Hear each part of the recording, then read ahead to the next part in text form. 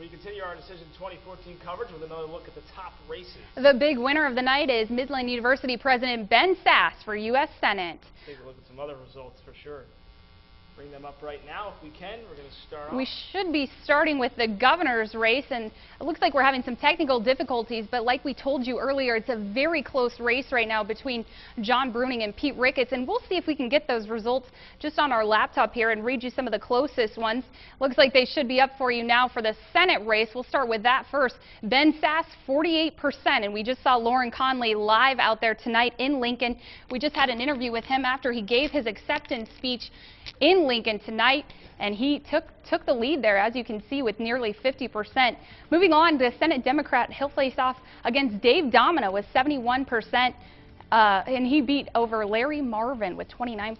Let's take a look at the 3rd District Congress. Adrian Smith, obviously your incumbent, last year or 2 years ago defeated Mark Sullivan in the general election, and he will move on to face Sullivan again as Tom Brewer loses tonight. Brad Ashford, many people familiar with in the legislature, moving on in the 2nd District for the Democrats with 82% of the votes. And as for Congress 1st District, you see Jeff Fortenberry taking the lead there with nearly 90% of the votes at 85% of the votes over Jessica Turek and Dennis Parker. And Adams County Sheriff, we spoke to Greg McGee earlier tonight.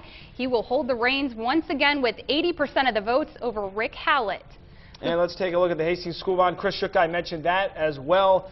A lot of people were hoping for that. 70% of residents voting for, 30% voting against. And want to bring up right here while we have a chance the Hall County Board of Supervisors race, which was a heated one.